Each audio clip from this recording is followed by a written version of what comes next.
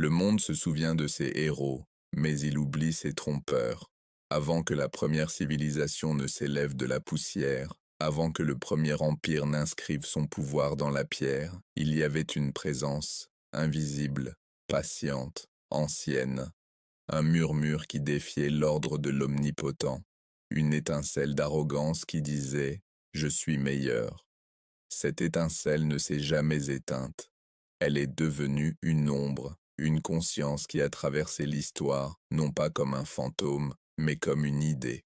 De la chute d'Iblis à l'ascension du Dajjal, l'histoire n'est pas celle de deux êtres, c'est celle d'une rébellion portant de nombreux visages. La même fierté, la même défiance, la même faim de créer un monde sans Dieu. Chaque empire qui s'est élevé sur l'oppression, chaque souverain qui s'est déclaré divin, chaque système qui enseignait à l'homme à vénérer son propre intellect, ils étaient tous le reflet de ce même murmure. Les siècles ont tourné. Les prophètes sont venus et repartis. Chacun avertissant d'un temps où l'ombre prendrait forme à nouveau, quand la tromperie ne se cacherait plus derrière des idoles, mais derrière des idéaux, derrière le progrès, le pouvoir et l'orgueil.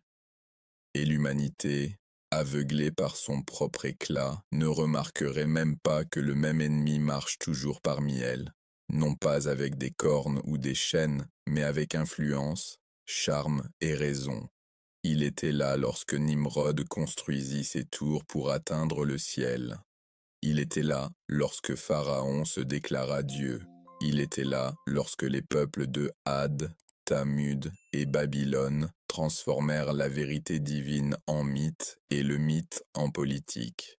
Et il est toujours là, chuchotant à travers la lueur des écrans, le pouls des machines, la monnaie de la cupidité. Le Dajjal n'est pas apparu du jour au lendemain. Il a évolué avec l'humanité. Il nous a observés apprendre à construire, à détruire, à questionner le divin et à le remplacer par nous-mêmes. Ce n'est pas juste l'histoire, c'est une chronologie de l'érosion spirituelle, de la première rébellion au ciel à la rébellion silencieuse au sein de l'âme humaine.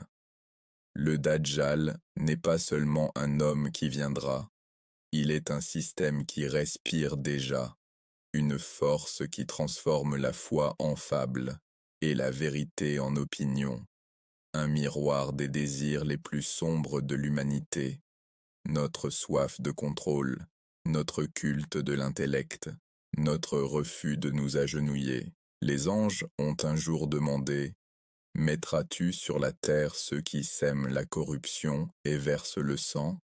Et le Seigneur répondit « Je sais ce que vous ne savez pas. » Cette réponse résonne encore, parce que l'histoire d'Iblis et du Dajjal n'est pas seulement une question de mal, c'est celle de la sagesse divine cachée derrière chaque chute et de la promesse que la lumière reviendra toujours. Alors, tandis que le monde tremble dans son chaos moderne, tandis que la vérité devient floue et que la ligne entre foi et mensonge s'estompe, nous devons nous rappeler. Rien de tout cela n'est aléatoire. La tromperie a été écrite bien avant notre naissance, mais la victoire aussi.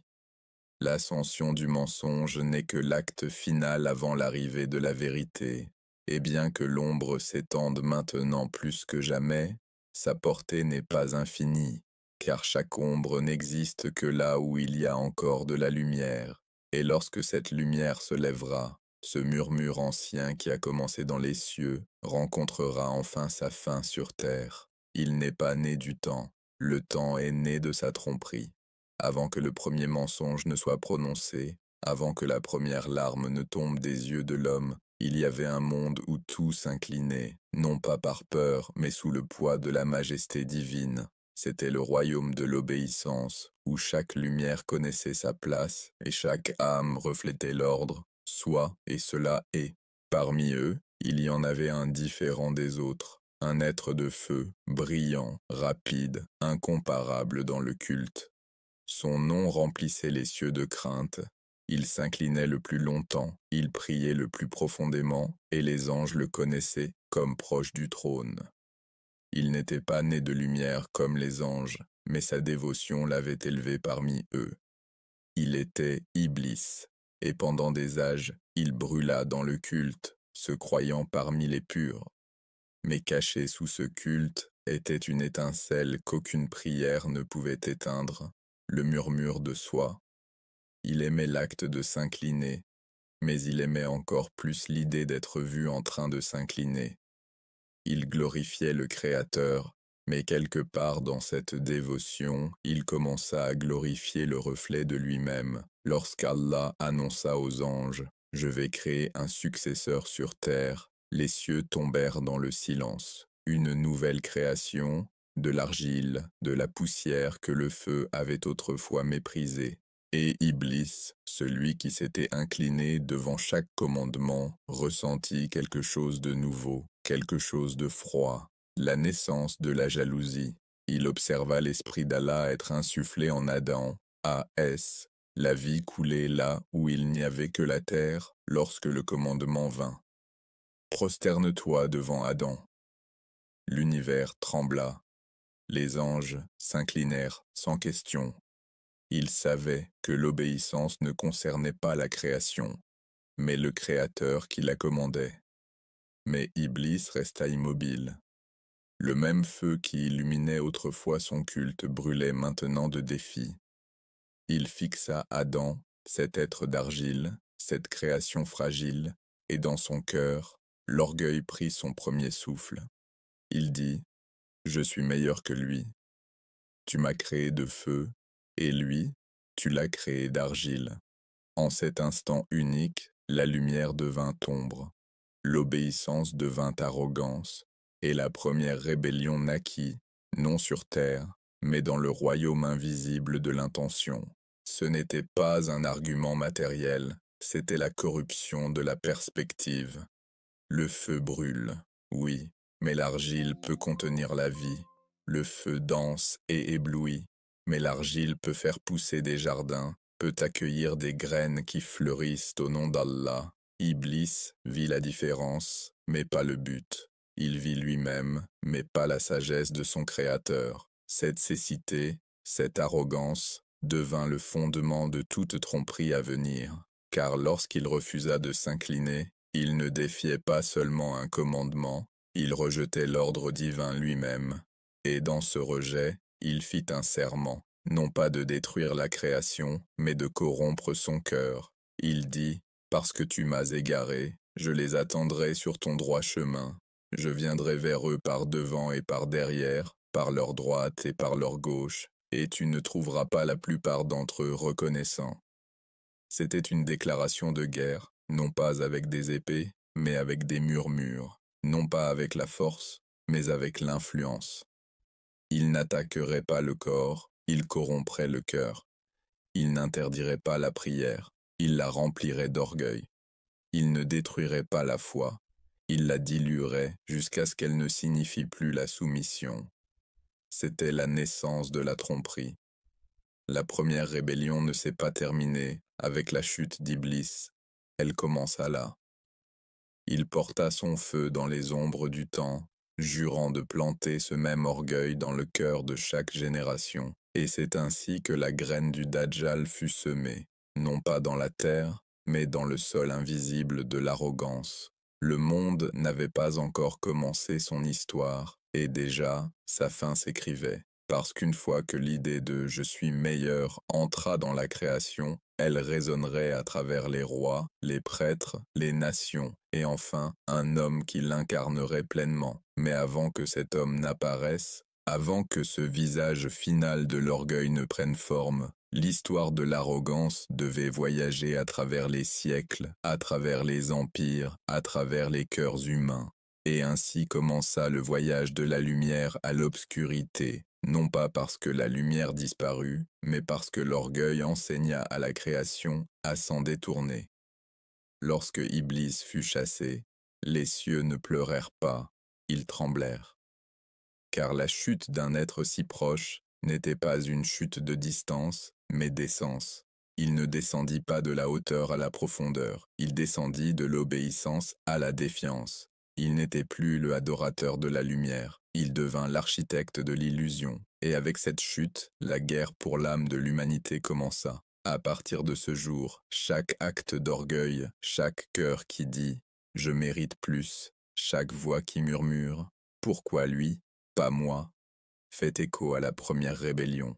Ce n'était pas seulement une histoire de désobéissance, c'était la révélation d'une maladie. Une maladie qui ramperait silencieusement à travers les générations, se nourrissant de l'ambition, s'épanouissant dans l'auto-admiration, jusqu'au jour où elle prendrait un visage. Le Dajjal ne naquit pas d'un seul instant, il naquit d'une idée, un héritage ancien transmis depuis cette première défiance dans les cieux. Le monde commença à tourner, et l'humanité marcha sur la terre, innocente, pleine d'espoir, non éprouvée. Mais Iblis avait déjà commencé son œuvre. Il chuchotait non pas pour détruire la foi, mais pour la déformer.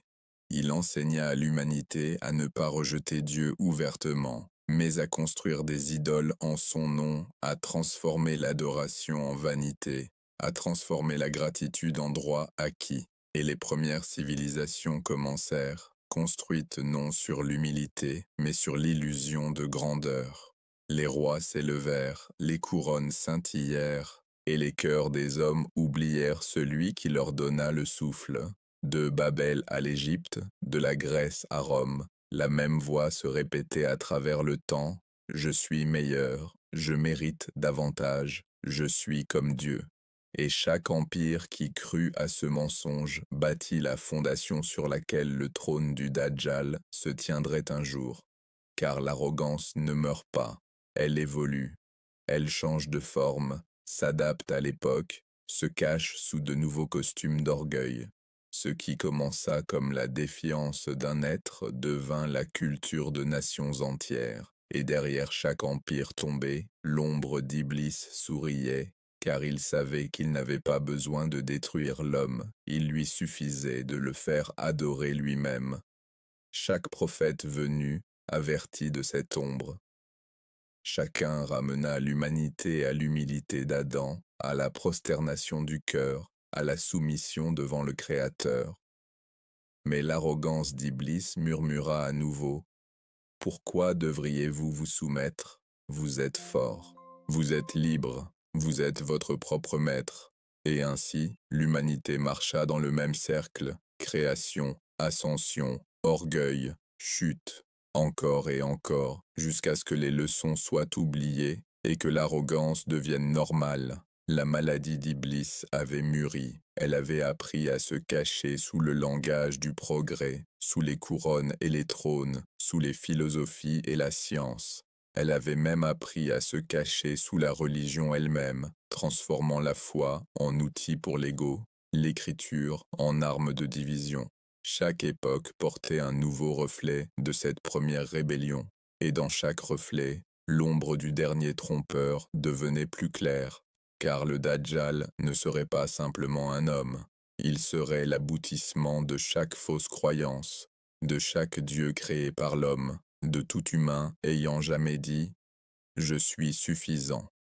Les anges s'étaient jadis inclinés devant Adam, non pas à cause de qui il était, mais à cause de ce qu'il représentait, le potentiel d'obéissance, de soumission, de lumière divine habitant l'argile. Mais le Dajjal représenterait le contraire, l'argile prétendant être divine, l'homme revendiquant le trône du Créateur. Il serait l'incarnation finale de la promesse d'Iblis, qu'il mènerait l'humanité à s'adorer elle-même. Et même maintenant, le monde se dirige vers ce destin.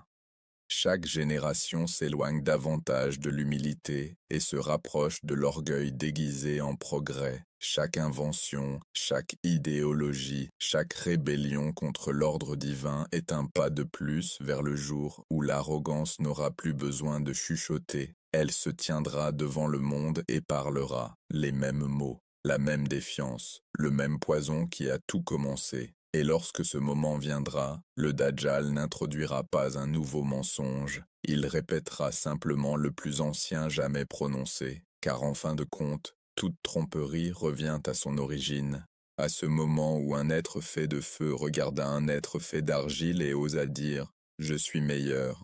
Et cela, Jani, fut le moment où la première lumière s'éteignit, le moment où l'orgueil prit forme, le moment où l'ombre du Dajjal naquit. Le premier souffle du Dajjal fut le murmure de l'orgueil qui disait « Je suis meilleur ». Lorsqu'Iblis fut chassé des cieux, il ne disparut pas, il commença à construire. La chute ne fut pas la fin de son royaume, ce fut son commencement, car il savait que pour défier le divin, il ne pouvait pas faire la guerre dans les cieux, il la mènerait sur la terre, à travers les cœurs des hommes. Il regarda l'humanité, les enfants de celui devant qui il refusa de s'incliner, et il jura de ne pas les détruire par la force, mais de les corrompre par des murmures. Il apprit la patience, et au fil du temps, il commença à tisser son héritage, un héritage de tromperie, une lignée non de chair, mais d'idéologie. Les empires surgirent, des royaumes naquirent, et à chaque époque, Iblis ne chercha pas les trônes d'or, mais les trônes dans les cœurs. Ses premiers serviteurs n'étaient pas des rois, ils étaient des esprits, ceux qui pouvaient tordre la vérité, qui pouvaient voir le monde non comme une création, mais comme une possession. Il leur enseigna les arts anciens, comment contrôler les hommes par la peur, comment lier les âmes par l'illusion, comment envelopper le mal dans la beauté.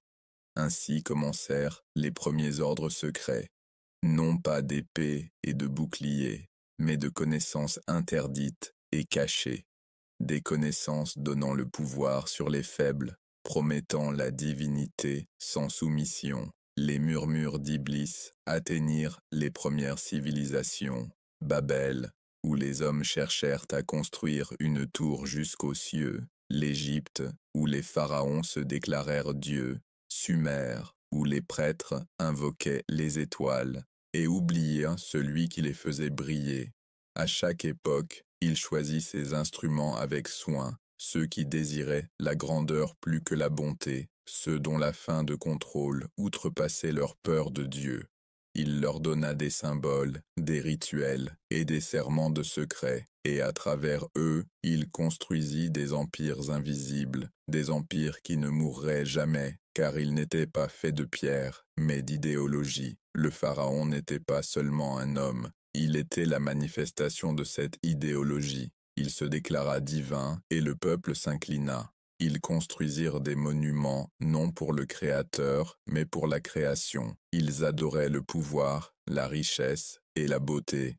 Et Iblis sourit, car son plan fonctionnait. Chaque empire qui surgissait devenait le reflet du même péché. Les noms changeaient, les dieux changeaient, mais l'esprit derrière eux restait le même. L'adoration de soi, la glorification du pouvoir, la défiance de l'ordre divin.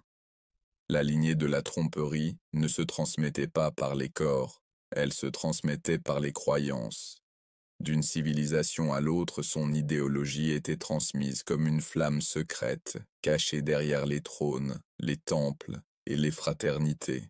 Quand un empire tombait, le même esprit renaissait ailleurs, réincarné sous un nouveau drapeau, un nouveau nom, une nouvelle illusion. Car Iblis avait maîtrisé l'art de la continuité. Il ne se préoccupait pas de qui gouvernait, seulement que les mêmes idées gouvernent à travers eux. Ainsi, au fil du temps, le même schéma émergea encore et encore, la vérité divine s'élevant, le mensonge résistant et Iblis s'adaptant. Les anciens prêtres d'Égypte devinrent les mystiques de Grèce, les philosophes de Grèce devinrent les alchimistes de Rome, et depuis Rome, les ordres cachés qui plus tard façonneraient les fondations même du monde moderne. Mais même si son réseau grandissait, il y avait toujours ceux qui résistaient, prophètes, saints et croyants, qui portaient la lumière de la vérité à travers les sombres corridors de l'histoire. Chaque prophète vint pour briser une chaîne, pour exposer une tromperie, pour rappeler à l'humanité que le pouvoir n'appartient à personne sauf à Allah. Mais à chaque fois, les ténèbres s'adaptaient de nouveau, prenant de nouvelles formes, parlant de nouvelles langues, revêtant les habits de la lumière tout en cachant le cœur des ténèbres. Ainsi, le schéma continua. Vérité révélée, mensonge déguisé, et l'humanité prise entre les deux. Chaque génération pensait être libre, et pourtant chaque génération servait le même maître invisible, un système né de la rébellion d'Iblis. L'histoire ne concernait plus un seul être, elle concernait un dessin si ancien, si parfaitement tissé dans l'histoire, que les hommes commencèrent à le prendre pour du progrès. Des idoles sculptées dans la pierre, aux idoles faites d'idéologie, l'esprit restait inchangé, la même fierté, le même désir de contrôle, le même rejet de l'autorité divine, et tandis que l'humanité regardait vers l'avenir, croyant évoluer, le plan d'Iblis avançait silencieusement derrière le rideau, un empire, une génération, une tromperie à la fois. La lignée de la tromperie n'était plus seulement ancienne, elle était devenue la civilisation elle-même. À mesure que les anciens empires s'effondraient en poussière, l'esprit d'Iblis ne disparut pas, il évolua, il n'avait plus besoin de temples de pierre. Il construisit des temples de pensée, il n'avait plus besoin d'idoles sculptées à la main, il créa des idoles nées de l'idéologie. Il comprit que les plus grandes chaînes de l'humanité ne seraient jamais faites de fer, elles seraient faites de désir. Ainsi, au fil du temps, son héritage s'adapta au rythme des âges. Des ziggurates de Babylone aux bibliothèques de Grèce, des conseils de Rome, au cours des rois, il chuchotait le même message. Prends ce qui appartient au divin et appelle le tien. Et l'humanité obéit. Lorsque Pharaon tomba, son arrogance renaquit en César.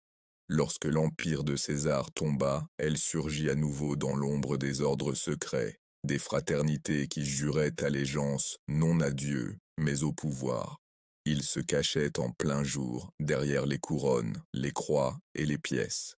Ils maîtrisaient l'art de la tromperie, comment paraître juste tout en servant la rébellion. Ils bâtirent des réseaux à travers les continents, par les marchands, banquiers et savants, un empire caché qui contrôlait l'empire visible. Chaque guerre qui brisait des royaumes, chaque idéologie qui divisait les nations, chaque invention qui asservissait les cœurs par la cupidité, servait le même architecte silencieux. Les ténèbres ne portaient plus de cornes, elles portaient l'intellect. Elles ne régnaient plus par la peur, elles régnaient par fascination, et l'humanité, enchantée par le progrès, cesse de demander qui la guidait réellement. Mais ceux qui regardaient plus profondément virent les mêmes schémas se répéter, la même fin de contrôle, le même système de tromperie qui commença avec la défiance d'Iblis. Les lignées de tromperie passèrent non seulement par les rois, mais par les penseurs, scientifiques et philosophes qui redéfinirent la vérité elle-même. Ils transformèrent la foi en mythe, la morale en préférence, et l'invisible en fiction. Et à mesure que l'humanité perdait sa vue spirituelle, le royaume de la fausse lumière commença à émerger. Il ne s'agissait pas d'un seul homme, pas encore. Il s'agissait de préparer la scène pour lui. Pendant des siècles, les serviteurs d'Iblis travaillèrent en silence, plantant des idéologies qui, un jour, couronneraient leur dernier chef, Al-Masih ad-Dajjal. Ils savaient que le monde devait être façonné d'abord, ses esprits assouplis, ses croyances brouillées, ses désirs enflammés. Ils bâtirent des économies qui adoraient la richesse. Ils bâtirent des sciences qui niaient l'âme. Ils bâtirent des systèmes qui asservissaient la liberté au nom du progrès. Et tout ce temps, ils parlèrent de liberté, tout en enchaînant l'humanité dans des chaînes invisibles. L'empire du Dajjal n'aurait pas besoin de conquérir des nations, il conquérirait la perception. Il régnerait non depuis un trône, mais depuis les écrans, les esprits et les cœurs de chaque être humain. La torche de la tromperie passa des anciens sacerdoces aux alchimistes médiévaux, aux architectes modernes de l'idéologie.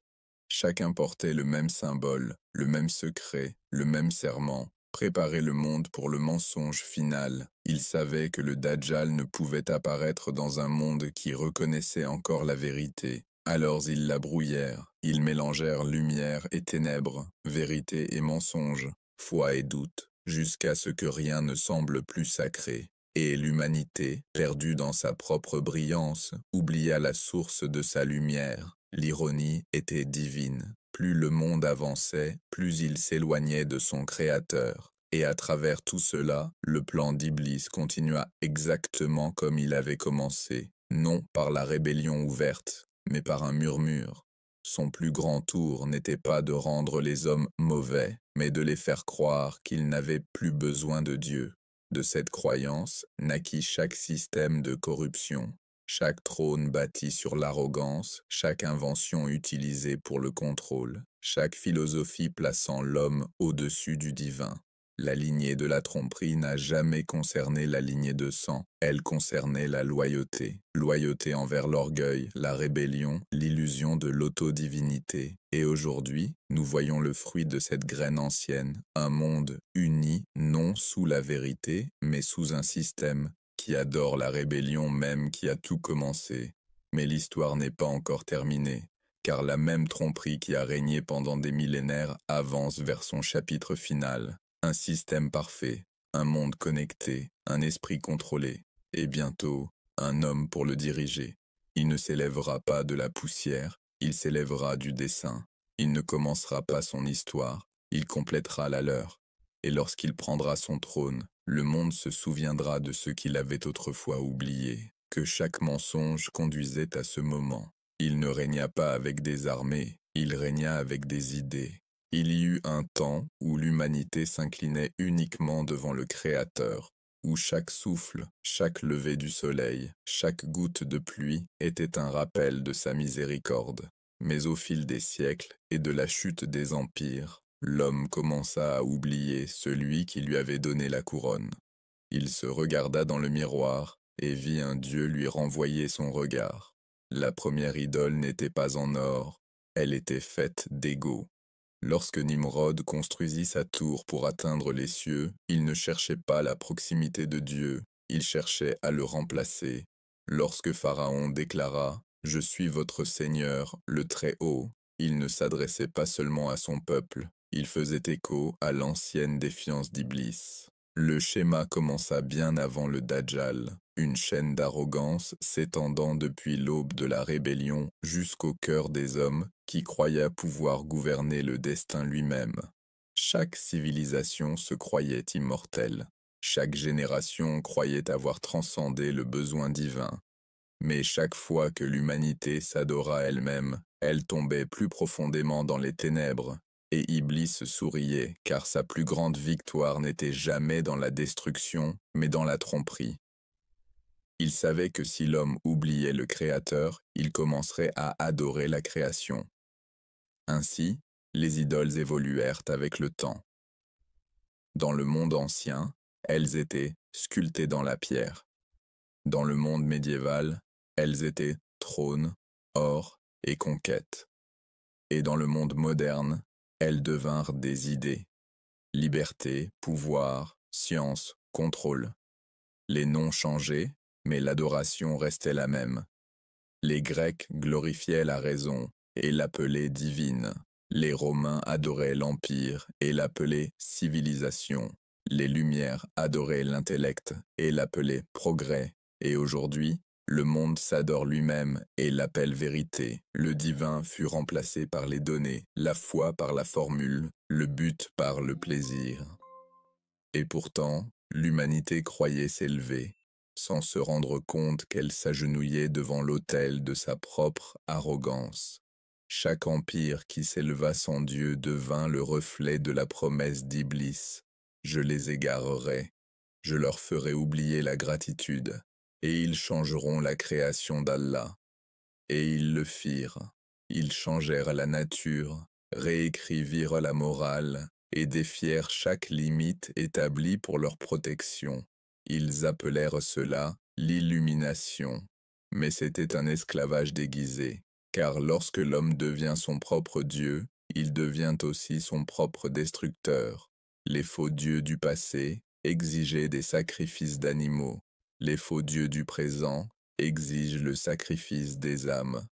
Les hommes commencèrent à adorer la beauté tout en détruisant la pureté. Ils poursuivaient le plaisir tout en effaçant le sens de leur existence. Ils bâtirent des cités qui touchèrent les nuages, mais des cœurs qui ne pouvaient plus ressentir le paradis. Et Iblis, patient, observant, tissant, savait que ce n'était pas encore la fin, c'était une préparation, car avant que le faux Messie puisse se lever, l'humanité devait d'abord croire qu'elle n'en avait plus besoin. L'empire du Dajjal ne serait pas construit du jour au lendemain. Il naîtrait à travers des générations qui croyaient avoir surpassé le divin. L'ère des faux dieux n'était pas une ère de superstition, c'était l'ère de l'arrogance spirituelle. C'était le temps où l'humanité déclara « Nous sommes suffisants ». Et dans cette déclaration, elle invita l'ombre qui attendait depuis le commencement des temps. Chaque découverte qui faisait sentir l'homme infini le rapprochait de sa propre illusion. Chaque pouvoir qu'il gagnait sur la terre le convainquait qu'il pouvait maîtriser le destin. Et quand l'homme croit contrôler le destin, il oublie celui qui l'a écrit. Ce n'était pas du progrès, c'était la prophétie en train de se réaliser, car l'arrogance était la langue d'Iblis, et maintenant, elle était devenue la langue du monde. Des palais au Parlement, des laboratoires aux salles de rédaction, un seul credo commença à résonner à travers le temps. Il n'y a pas de Dieu, sauf l'homme. Et bien que peu osent le dire à voix haute, des millions vivaient comme si c'était vrai. Ils suivaient des idoles de la célébrité, adoraient les prophètes de la technologie et faisaient confiance à des systèmes qui avaient depuis longtemps abandonné le divin. Et ce faisant, ils accomplissaient la prophétie. Le monde se préparait pour un sauveur qu'ils ne reconnaîtraient pas comme faux. Lorsque le monde moderne émergea, les idoles ne se tenaient plus dans les temples. Elles brillaient sur les écrans. Les anciens adorateurs s'inclinaient devant des statues. Aujourd'hui, l'humanité s'incline devant des symboles. Logos, marque, visage. Les nouveaux dieux ont des disciples, pas des croyants.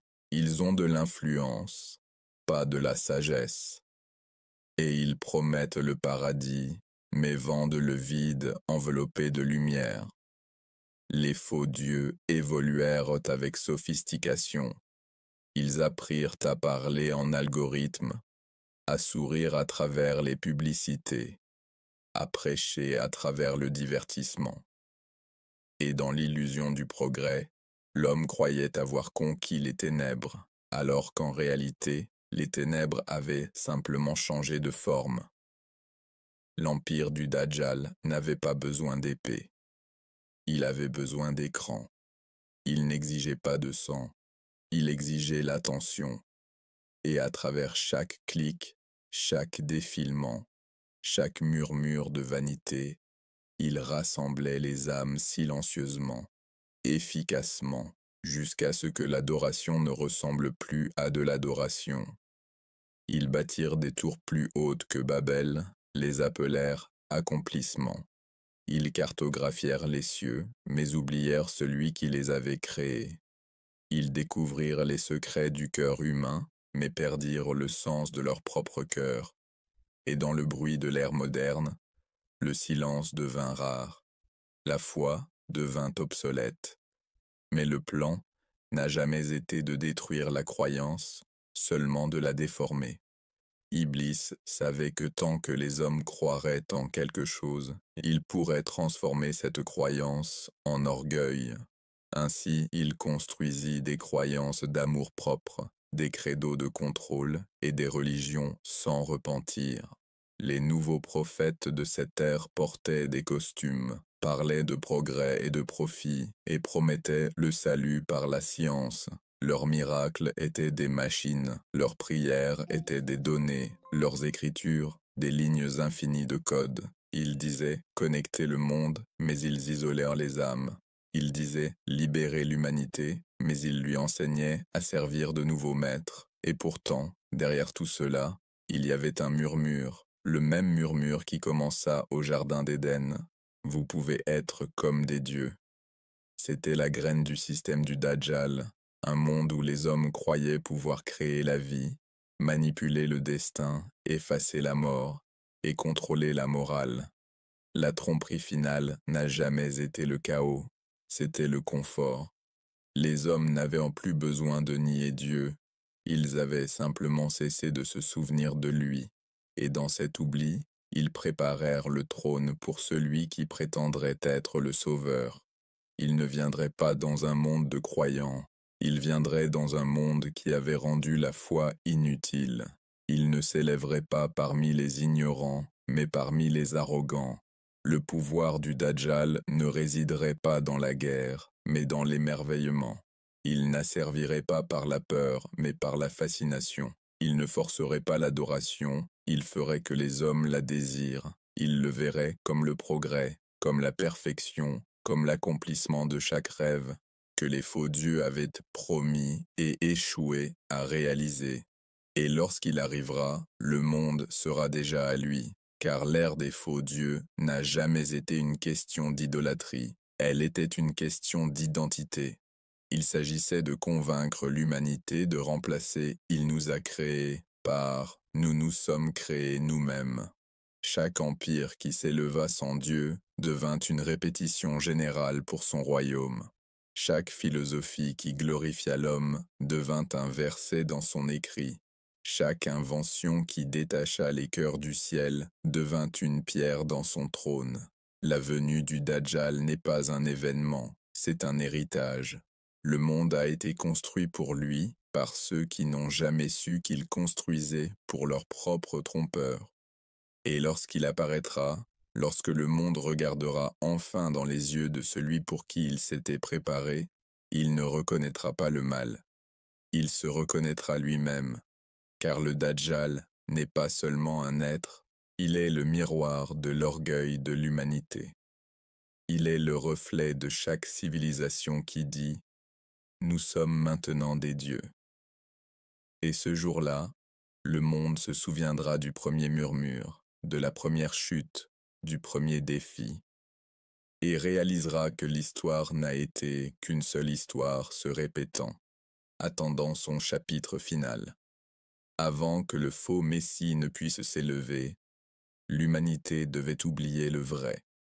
Il fut un temps où les empires annonçaient leur pouvoir par des drapeaux, lorsque les rois déclaraient leur puissance depuis leur trône, lorsque les armées marchaient sous des bannières et que le monde savait exactement qui le gouvernait.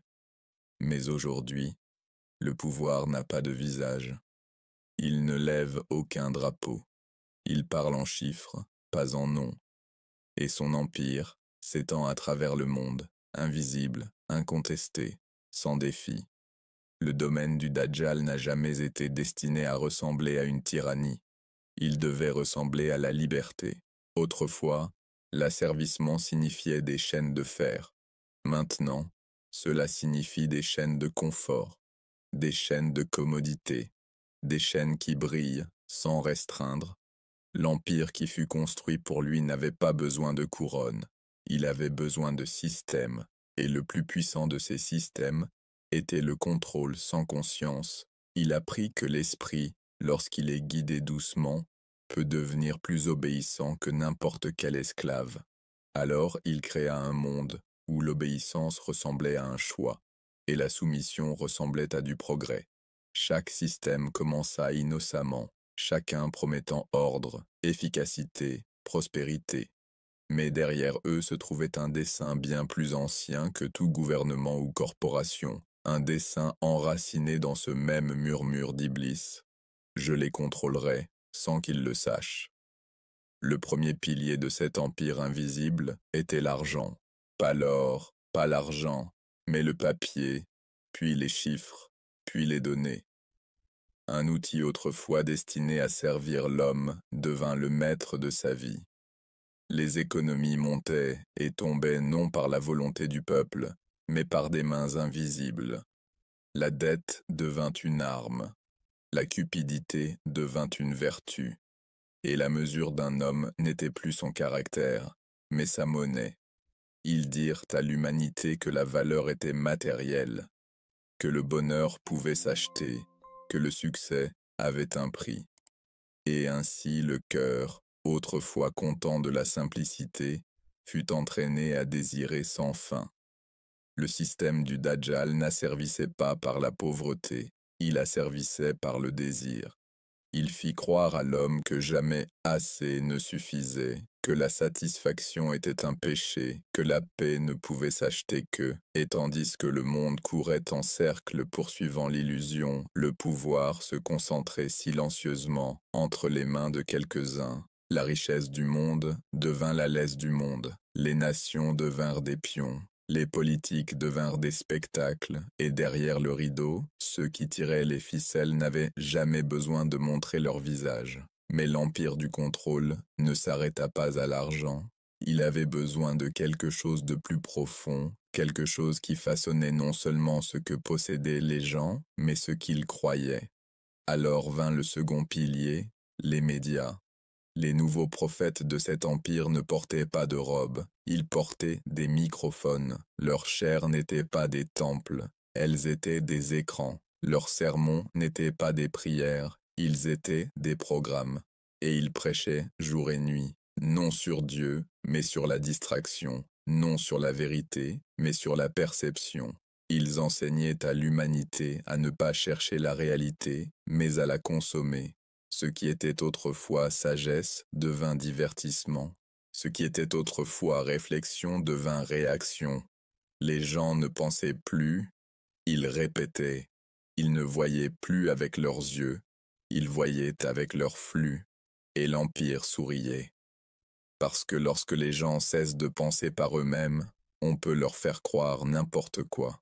La vérité devint subjective, la moralité devint fluide.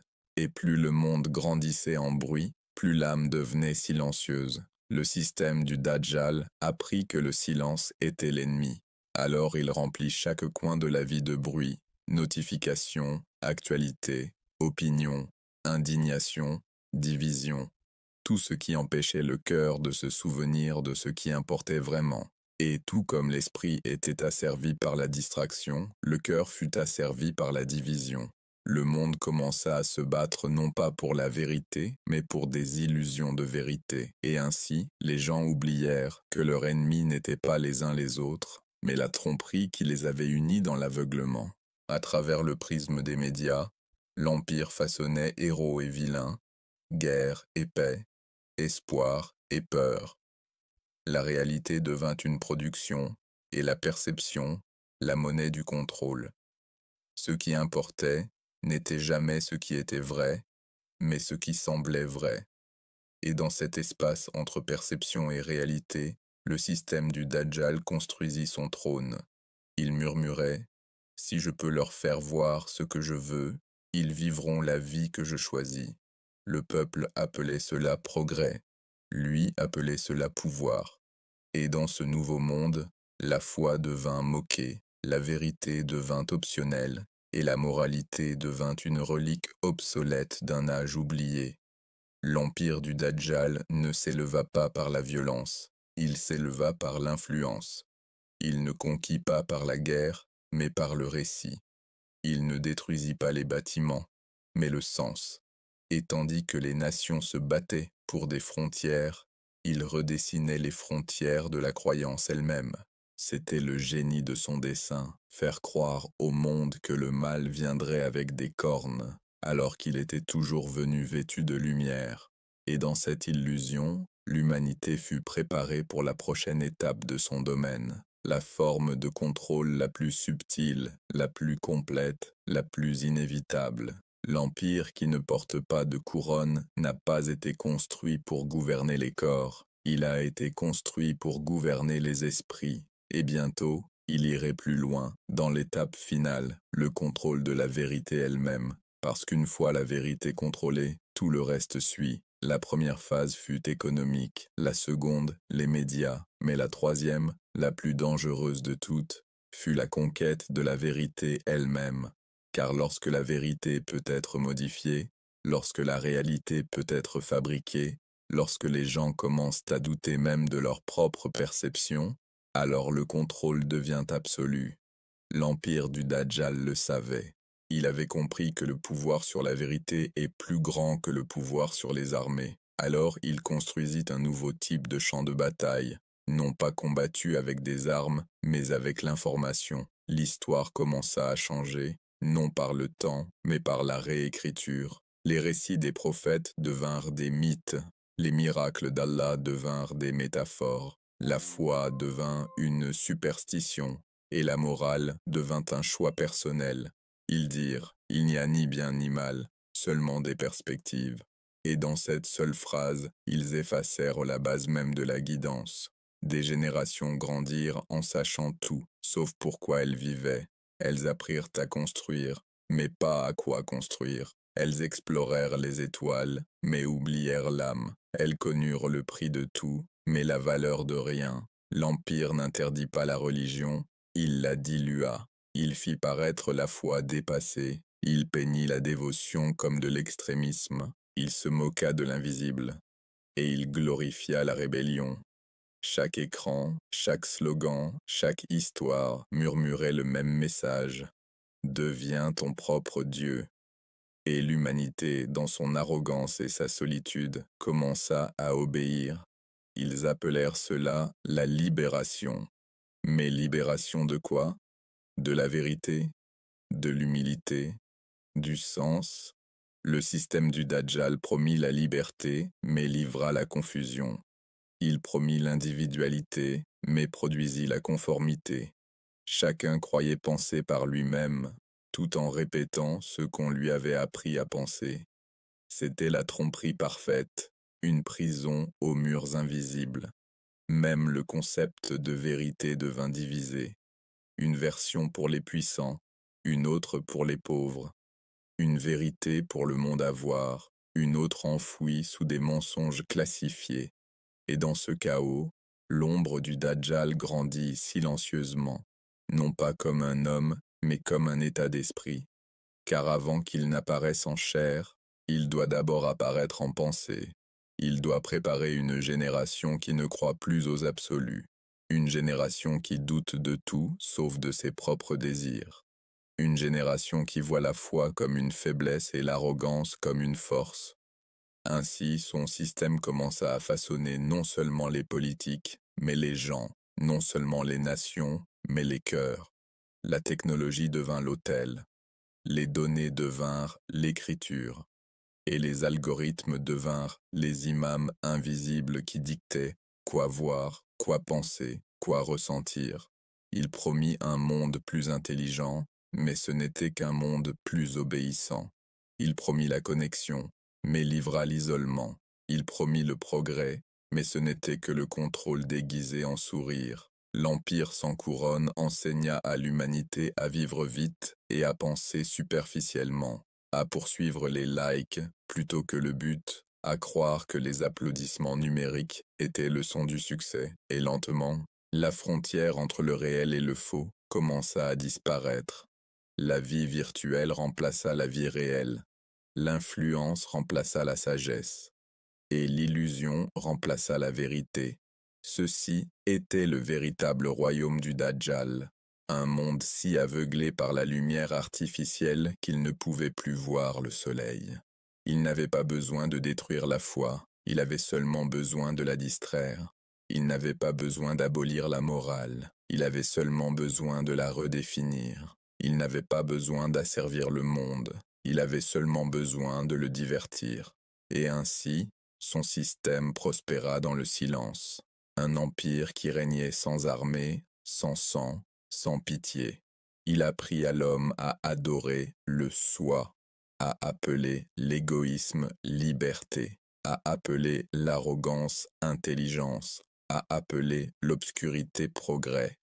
Et pendant tout ce temps, le réseau du Dajjal, les architectes cachés de cette illusion, continua à façonner le récit de l'existence. Il n'avait pas besoin de monter sur scène. Il possédait la scène elle-même. Chaque crise mondiale, chaque tendance culturelle, chaque mouvement qui promettait la libération n'était qu'une autre étape dans la chorégraphie du contrôle, jusqu'à ce que l'humanité commence à désirer le poison même qui la tuait. Et lorsque les gens finirent par questionner le vide, le système offrit un nouveau sauveur, un qui semblerait apporter l'équilibre, restaurer la paix, guérir la division. Mais sa paix ne viendrait pas du ciel, ses miracles ne seraient pas divins, et sa lumière serait la plus brillante des ténèbres jamais vues. Ce sera le moment où l'illusion prendra forme, où la tromperie marchera sur la terre, où le système invisible deviendra chair, et le monde, déjà formé à suivre le faux, l'accueillera comme la vérité. Car d'ici là, l'empire de la tromperie aura achevé son chef-d'œuvre, une civilisation incapable de distinguer l'illusion de la réalité. Et cela avait toujours été le but, non pas de détruire la foi par la force, mais de la dissoudre par l'illusion, non pas de faire taire la vérité par la guerre, mais de la noyer sous le bruit. Le système du Dajjal ne l'attend pas, il se prépare pour lui, et lorsqu'il se lèvera enfin, il n'aura pas besoin de conquérir, il héritera simplement de ce que son empire a déjà asservi, car telle est sa méthode, subtile, lente, séduisante. Il ne conquiert pas par la guerre, il conquiert par l'illusion. Il fut un temps où l'influence du Dajjal se cachait dans les temples et les trônes, derrière les rois, les prêtres et les conseils secrets. Mais maintenant, son royaume n'a plus de frontières. Il vit dans chaque poche, il respire à travers chaque écran, il murmure à travers chaque pensée qui commence par « je ». C'est l'époque dont il rêvait, un monde qui adore sans réaliser qu'il s'agenouille, un monde où la vérité est optionnelle, la morale négociable et la tromperie magnifiquement conçue. L'humanité, autrefois unie par l'âme, est maintenant unie par le signal et le code. La Terre elle-même est devenue une immense scène pour la plus grande illusion jamais créée. Ils ont dit que le progrès nous rendrait libres. Ils ont dit que la connaissance nous rendrait sages. Mais plus nous sommes devenus connectés, plus nous nous sommes sentis divisés.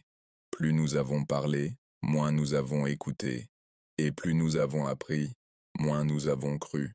Ce n'est pas la liberté, c'est le contrôle déguisé en commodité. Le trône du Dajjal n'est pas sculpté dans l'or, il est fait de données. Chaque clic, chaque mot, chaque instant d'attention est une prière murmurée au Dieu invisible des algorithmes. Chaque recherche enseigne au système qui tu es, ce que tu crains, ce que tu aimes et ce qui te fera plier le genou. Et quand tu te mettras à genoux, tu ne réaliseras même pas que tu pries, car il ne s'agit plus de foi ou d'incrédulité, il s'agit d'attention. Celui qui possède ton attention possède ton âme. L'empire du Dajjal a appris cette vérité très tôt. Il n'avait pas besoin de détruire les mosquées ni les écritures. Il lui suffisait de rendre l'humanité trop distraite pour les ouvrir. Il créa une génération Dieu qui ne se repose jamais, de pouces qui ne s'arrêtent jamais, et de cœurs qui ne ressentent plus le silence. Les gens ont cessé de chercher le sens et ont commencé à chercher la stimulation.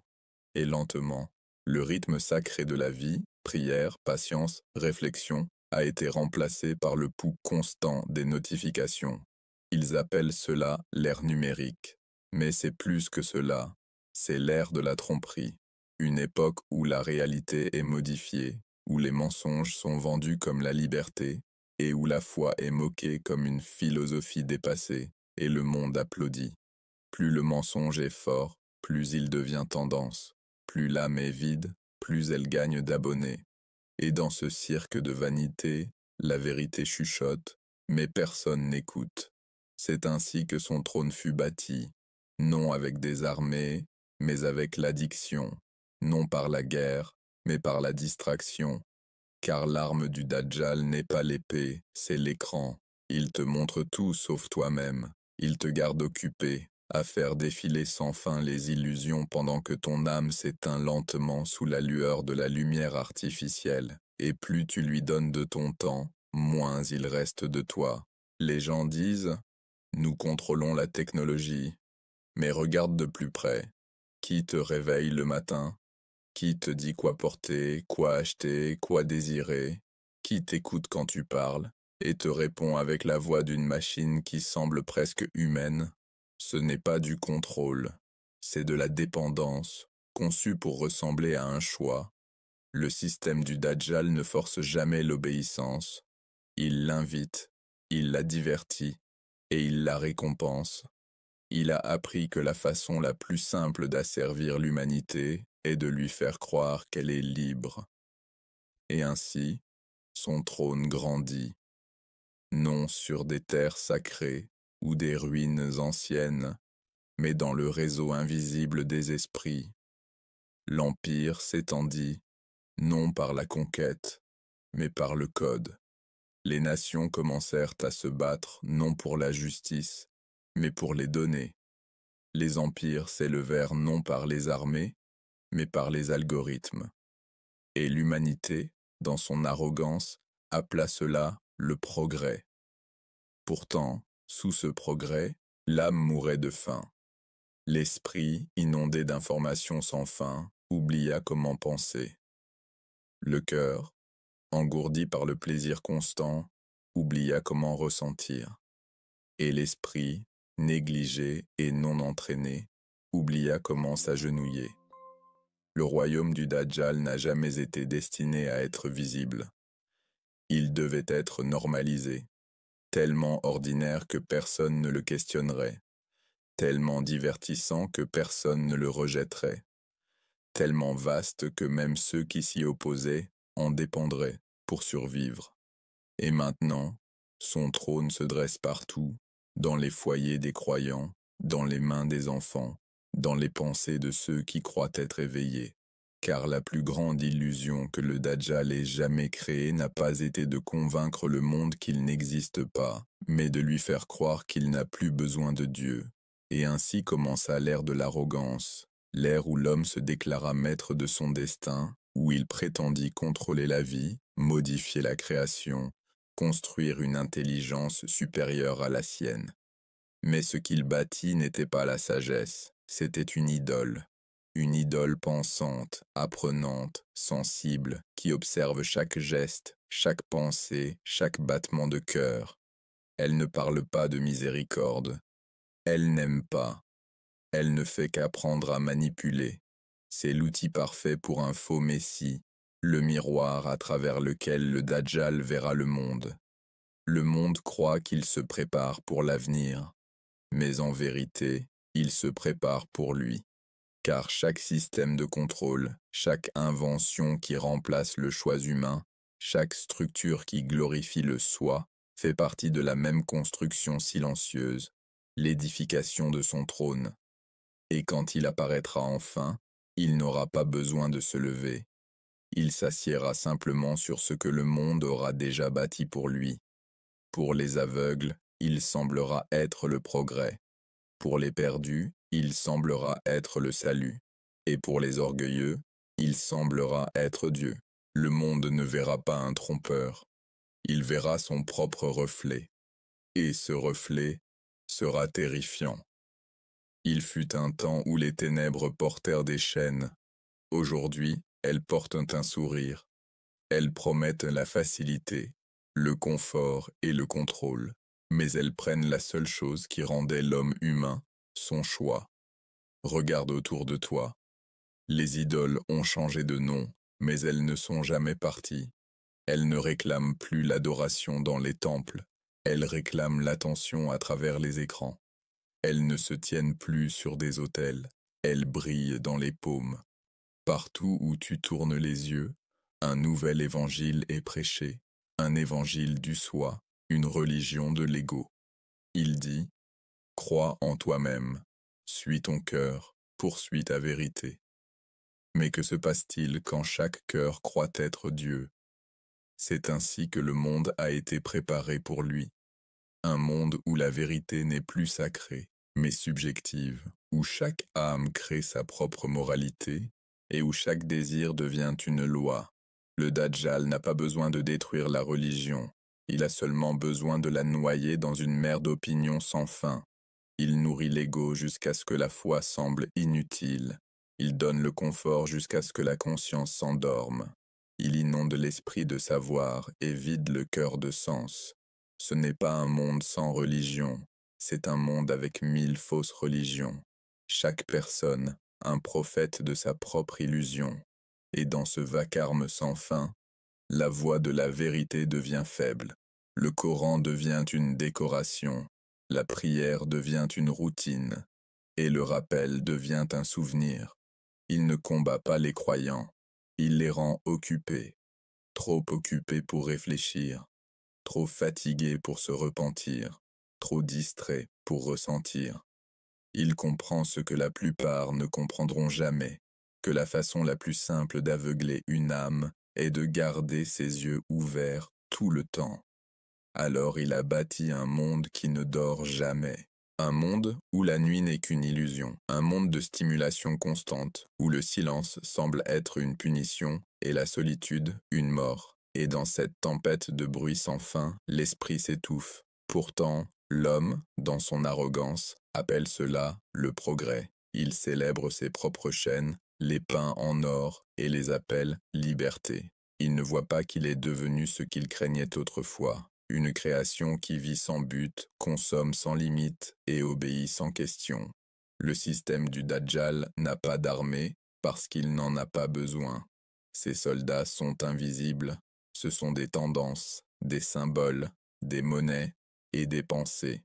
Il ne conquiert pas des terres, il conquiert des esprits. Il ne détruit pas des nations, il les reprogramme. Et le monde obéit, non pas parce qu'il le doit, mais parce qu'il le veut. C'est cela, la perfection de la tromperie. Une esclavage qui ressemble à un choix, une soumission qui ressemble à une puissance, et des ténèbres qui ressemblent à la lumière. Il a réécrit la réalité elle-même. Les gens mesurent désormais leur valeur, non pas par leur âme, mais par leur écran, non pas par leur vérité, mais par leurs abonnés, non pas par ce qu'ils donnent, mais par ce qu'ils affichent. Chaque clic nourrit l'empire, chaque tendance renforce l'illusion, chaque désir comblé approfondit le rêve dont nul ne peut s'échapper. Et à travers ce rêve, la voix du Dajjal devient plus forte, non pas à travers des mots, mais à travers l'influence. Il ne parle pas aux oreilles, il parle au désir. Il dit à l'homme que Dieu n'est plus nécessaire, que le paradis peut être bâti avec la technologie, que la mort peut être vaincue, que la création peut être modifiée, que la moralité peut être réécrite, que le paradis peut être programmé. Et l'homme le croit, parce que cela flatte son orgueil. Il oublie que l'orgueil fut le premier péché, la première rébellion, le premier murmure qui a tout commencé. D'Iblis dans l'invisible au Dajjal dans le visible, c'est le même mensonge raconté par des langues différentes. Tu n'auras plus besoin de lui, tu seras comme lui. Voici le monde dans lequel nous vivons maintenant. Un monde qui loue la rébellion comme une illumination, confond le péché avec la liberté et appelle la foi faiblesse. Chaque système construit aujourd'hui, chaque institution de tromperie, chaque idéologie qui se moque de la loi divine, fait partie de son empire. Brique par brique, cœur par cœur, le monde a été reconstruit à son image. Les signes ne viennent pas, ils sont déjà là.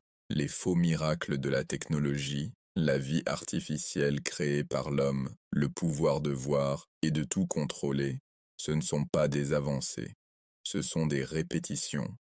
Car lorsqu'il viendra, il n'accomplira pas de nouveaux miracles. Il utilisera ce que le monde a déjà créé pour lui. Le monde a créé les outils de sa tromperie, il a écrit son script, il a construit sa scène, il ne reste plus qu'à faire entrer l'acteur. Et lorsqu'il le fera, le monde ne verra pas un trompeur, il verra un sauveur. Il applaudira, ne tremblera pas. Il suivra, ne questionnera pas. Car le plus grand piège de la tromperie est de te faire croire que tu es trop intelligent pour être trompé. Ainsi, la prophétie approche de son dernier souffle. Les systèmes sont prêts, les esprits sont formés, les cœurs sont engourdis, la scène est dressée. Et quand il marchera dessus, personne ne demandera « Qui est-il » Ils demanderont seulement « Où dois-je signer ?» Car le Dajjal n'a pas besoin de conquérir un monde qui le sert déjà. Il doit seulement se révéler à une humanité qui a depuis longtemps accepté son trône. Et c'est cela, la plus grande tragédie de toutes, que le monde n'attend pas qu'il vienne. Il marche déjà dans son ombre. La tromperie se répandit comme une tempête, recouvrant le monde d'un voile si épais que même la vérité elle-même semblait un mythe. Chaque nation s'était inclinée devant le trône invisible, chaque cœur distrait par 1000 lumières. Mais même dans cette obscurité suffocante brillaient de petites flammes obstinées, des âmes qui refusaient d'être consumées.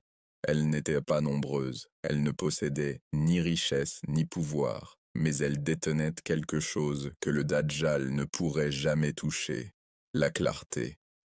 Alors que le monde se noyait dans le bruit, elles écoutaient le silence. Tandis que d'autres couraient après les ombres, elles cherchaient la lumière. Et tandis que l'humanité oubliait le nom de son Créateur, elles le murmuraient dans les profondeurs de la nuit jusqu'à ce que leur cœur commence à briller. C'étaient celles dont le prophète avait parlé, les étrangers, les rares, les porteurs de flambeaux de la vérité, quand le mensonge entourerait la terre. Elles ne portaient pas de couronne, ni ne se tenaient sur des scènes. Leur pouvoir était invisible, leur force inébranlable. Elles ne portaient pas d'armes, mais chaque prière qu'elles prononçaient était une frappe contre la tromperie. Chaque acte de miséricorde était une rébellion contre l'empire de l'illusion, car elles avaient appris quelque chose que le monde avait oublié. On ne combat pas les ténèbres par l'argument, on ne peut que les dissiper par la lumière. Et ainsi, elles devinrent cette lumière. Leur cœur n'était pas parfait, mais ils étaient sincères.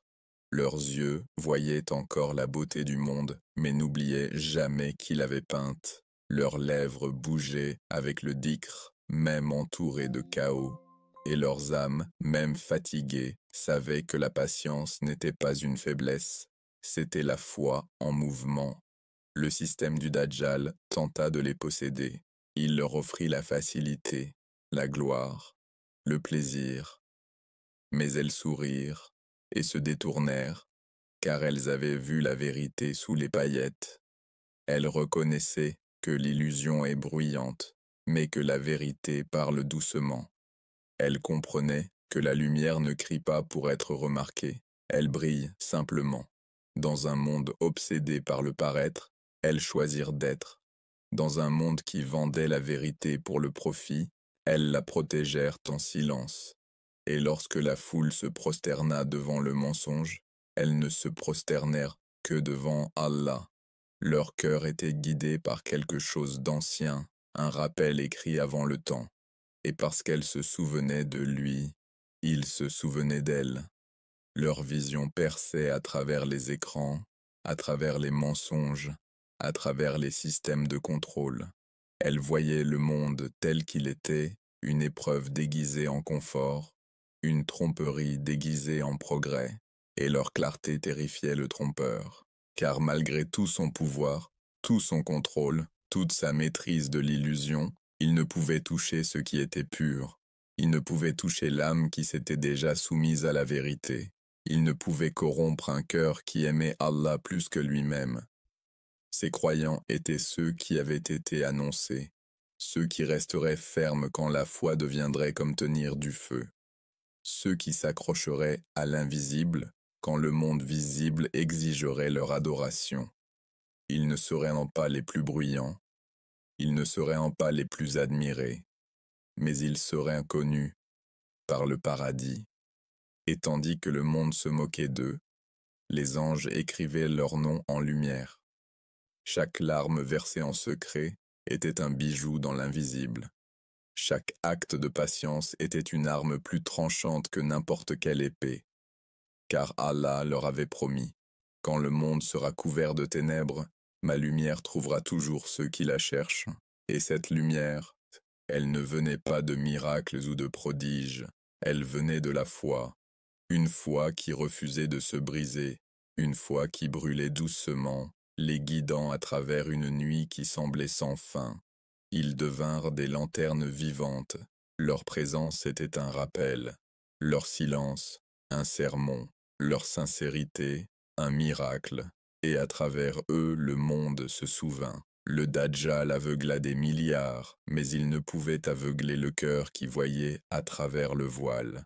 Il pouvait tromper les yeux, mais non l'âme qui ressentait la vérité. Il pouvait manipuler la réalité, mais pas le croyant dont la réalité était Allah. Ceux-là étaient les héritiers de tous les prophètes, les gardiens de la dernière flamme de sincérité. Ils n'attendaient pas que le Mahdi apporte la foi, ils l'apportaient en eux. Ils n'attendaient pas que le monde change, ils devinrent le changement dont le monde avait besoin. Ils se tenaient comme des témoins silencieux, que la promesse d'Allah n'est jamais rompue, que même dans les temps les plus sombres, la guidance existera toujours, car la vérité ne dépend pas du nombre, ni de la validation, ni de la popularité. La vérité simplement est, et ceux qui la trouvent ne sont jamais vraiment seuls. Le trompeur peut régner sur la terre, mais sa domination s'arrête là où le rappel commence. Il peut inonder les yeux de mensonges, mais il ne peut entrer dans un cœur où Allah réside. Et cela, c'est sa défaite avant sa chute, car peu importe combien les ténèbres grandissent, un seul croyant sincère suffit à défier l'empire de l'illusion. Ils sont la révolution silencieuse, la résistance muette, la preuve cachée qu'Allah ne laisse jamais sa création sans guide. Ils vivent entre le désespoir et l'espoir, entre le chaos et la paix, et quand la tromperie finale se dévoilera, ils ne fuiront pas de peur, ils se lèveront en reconnaissance, car tandis que le monde tremblera devant la fausse lumière, ils verront au-delà. Ils regarderont à travers les paillettes, au-delà des illusions, et reconnaîtront le vide sous tout cela, parce que leur cœur était entraîné à voir d'une autre vision, non avec les yeux, mais avec le rappel, et ce rappel deviendra leur bouclier. Il percera chaque tromperie. Il les guidera quand la logique échouera, et les protégera quand le pouvoir tombera. Ils marcheront à travers la tempête comme si c'était le calme, car ils portent le nom de celui qu'aucune illusion ne peut effacer. Et ainsi la prophétie s'accomplit. Le monde perdra sa vision, mais pas sa lumière. Le trompeur aveugle les yeux, mais il ne peut aveugler le cœur qui se souvient d'Allah. Le monde était tombé dans le silence. Le chaos, le bruit, la confusion avaient atteint leur apogée. C'était le moment où la vérité semblait oubliée, où le mensonge se dressait haut, et chaque cœur se demandait si la lumière reviendrait un jour. Mais juste avant la fin, lorsque l'obscurité semblait infinie, quelque chose commença à s'agiter, non dans les cieux, mais dans le cœur de ceux qui se souvenaient encore. Un murmure, un battement, une étincelle de foi refusant de mourir. C'était comme si les cieux se penchaient plus près, observant, attendant que ce souffle unique de rappel allume l'aube. Car peu importe la profondeur de la nuit, le soleil n'a jamais disparu, il attend seulement au-delà de l'horizon. L'ère de la tromperie avait suivi son cours. La toile du Dajjal, tissée de cupidité, d'orgueil et d'illusion, commença à se défaire sous le poids de la vérité. Les mensonges qui dominaient autrefois les esprits s'effondrèrent maintenant sous leur propre vacuité. Les empires bâtis sur la tromperie s'écroulèrent comme du sable devant la marée, et des ruines de l'arrogance s'éleva le parfum du repentir.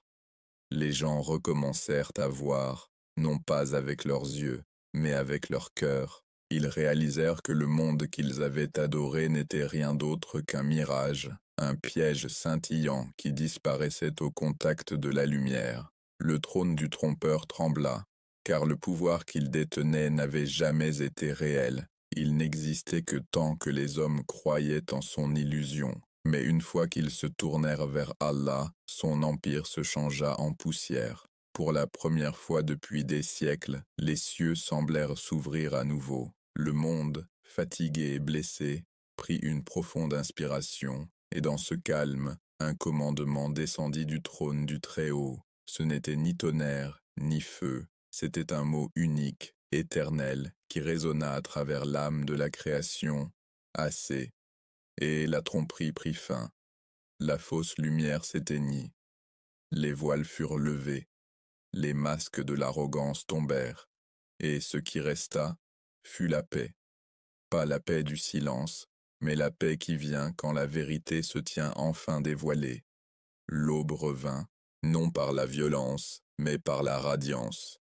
La même terre qui autrefois s'était noyée dans l'illusion était maintenant baignée dans la miséricorde du rappel.